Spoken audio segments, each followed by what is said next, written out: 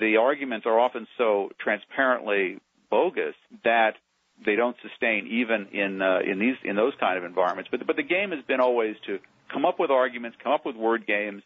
By the time people figure them out and poke holes in them and knock them down, you're years into the process, and there's not a tremendous amount of patience and stick-to-itiveness in Washington. It's mostly move on to the next thing. So if you stall, you generally win. Well, one development over the last, just the last decade or so, that's really been a major change in American culture is the advent of Fox News.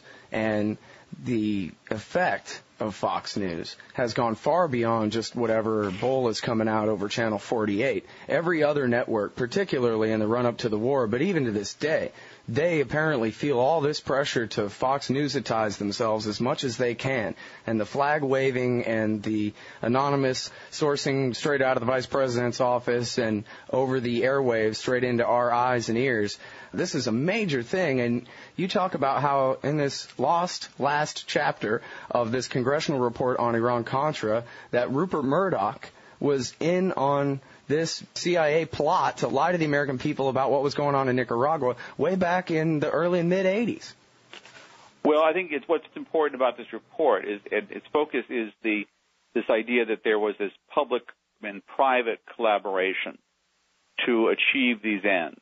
And essentially the Reagan administration decided that they needed to reach out to various entities that existed outside the government and coordinate with them so they could carry out functions that the government really couldn't. So when they did this, they reached out to wealthy people and well-connected people who could assist in putting pressure on members of Congress or people in the media and in some ways the public more generally.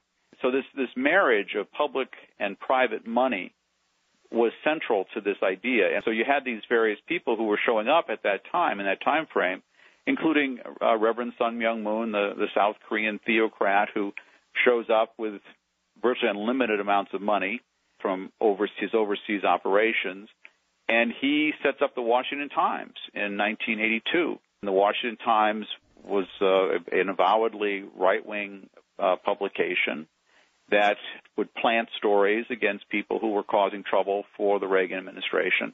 They attacked, his paper would put stories in against journalists. I was on the front page once being attacked for digging into some of the Contra abuses. The story was against me, not about what the Contras were doing.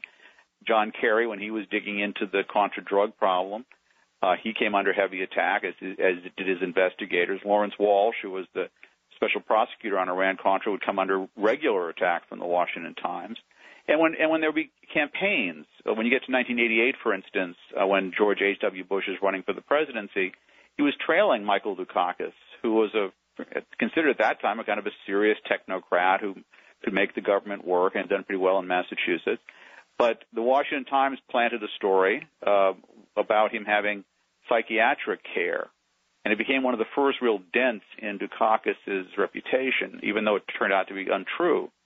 And so there were these kinds of these are, again, very similar to what the CIA does in other countries, having entities like a newspaper, or in the case of some of Murdoch's operations that went on into also broadcast, but have these sort of private entities which are coordinated with the government, planting stories about enemies, people that are supposed to be discredited and destroyed. And so we saw that. And then when Murdoch sort of shows up in actually the document that I obtained elsewhere, but it was a document from Walter Raymond's files, which showed him discussing with then USIA Director Charlie Wick this idea that there'd be money that Murdoch was making available that could be drawn down for some of these public diplomacy operations. At that time, in the early to mid 80s, Murdoch was an Australian media baron. News Corp was based in Australia, and he was again not an American, but he was helping out through money and through his banding media empire the cause of helping Reagan achieve his foreign policy ends. So you had, and of course Murdoch later on sets up Fox News in the mid-1990s and continues on with this sort of approach, which is to attack enemies of the Republicans, to try to discredit them, ridicule them, do very much like what you would see happen in a propaganda operation overseas. That's what's so extraordinary, is that we've seen now the American people and people in the media and people in government be subjected to the same kinds of covert action, if you will, that the United States, through the CIA, has often inflicted on enemy states. Except now you're seeing, people who are Democrats or liberals or journalists who won't play ball. They're the ones being attacked and discredited. So it's been a remarkable development, but this chapter that was suppressed in 1987 as part of this compromise lays it out, shows how this thing was created, draws these conclusions. And the conclusions were extremely sensitive at that time. And because it might have alerted the American people, if it had been included in the final report, it might have alerted the American people to what was up. But instead, Lee Hamilton, who was House chairman, decided he'd rather have this veneer of bipartisanship, so he agreed to, in exchange for the signatures of these three Republicans, that he would essentially throw this overboard. Mm-hmm. Now, you mentioned the drug trafficking a couple of times, and I want to try to follow up on that a little bit. When you were reporting that for the Associated Press and or Newsweek, whichever, back in the 1980s, is this the same story that Gary Webb reported for the San Jose Mercury News and then in his book Dark Alliance?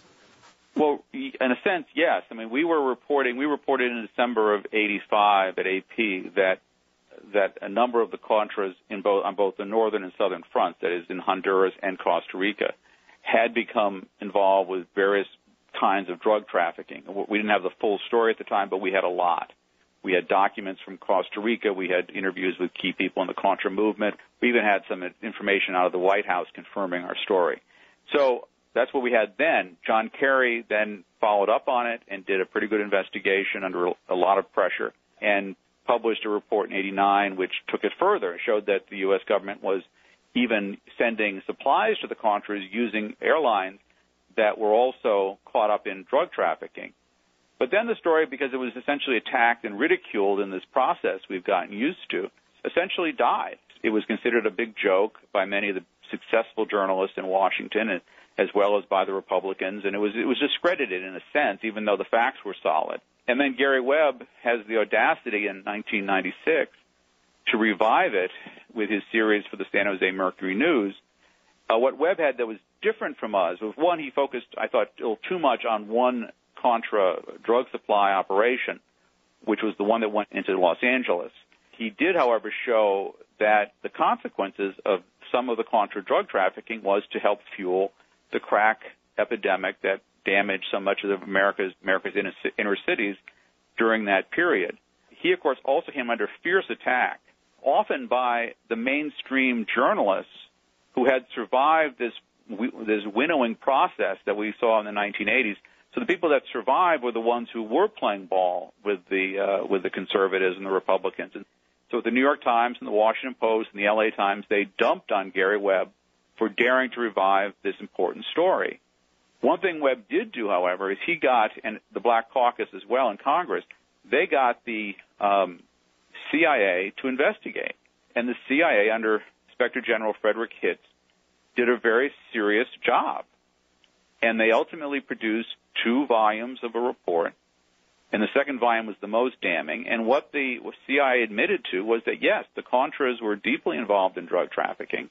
They had become involved at the very beginning, by about 1980, when they were first taking shape, and they remained active in the drug trade right through to the end in about 1990. That the CIA and the Reagan administration knew this, that evidence was hidden from not just from Congress, not just from John Kerry and the press, but also hidden from CIA analysts who might have blown the whistle. It was hidden from DEA investigators who might have blown the whistle.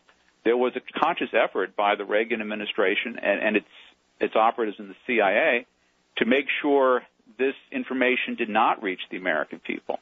So, again, this was, in a sense, part of this propaganda apparatus that you not only want to put out information that hurts your opponents, but you also want to protect information or hide information that undermines your propaganda themes.